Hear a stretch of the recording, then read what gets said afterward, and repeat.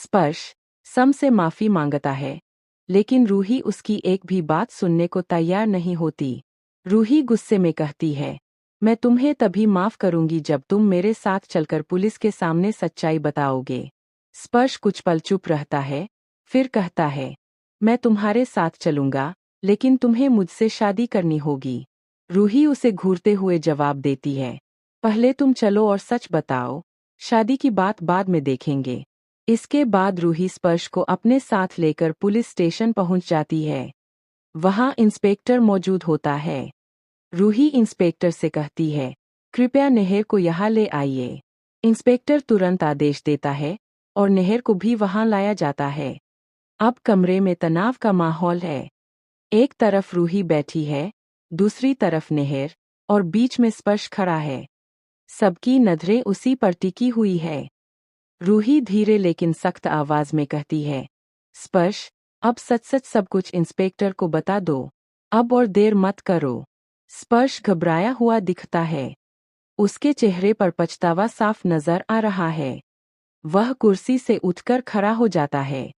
कमरे में सन्नाटा छा जाता है। इंस्पेक्टर भी गंभीरता से उसकी ओर देख रहा है।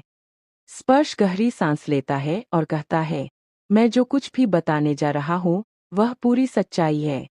इसमें नेहर का कोई दोष नहीं है। यह सुनते ही रूही की आंखों में उम्मीद चमक उठती है। नेहर भी हैरान होकर स्पर्श को देखता है।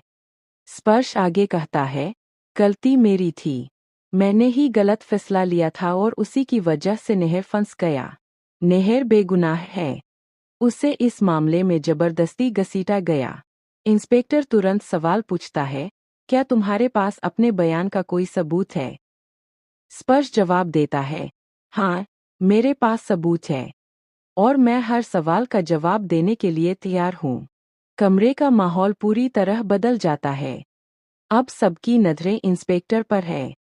क्या वह स्पर्श की बातों पर भरोसा करेगा? क्या नेहर को तुरंत रिहा कर दिया जाएगा, या फिर मामले की जांच और गहराई से की जाएगी? रूही मन ही मन दुआ कर रही है कि सच सामने आए और नेहर को न्याय मिले। अब आगे क्या होगा? क्या स्पर्श की सच्चाई नेहर को आज़ाद करा पाएगी, या कहानी में आएगा कोई नया मोड़? जानने के लिए जुड़े रहिए हमारे साथ।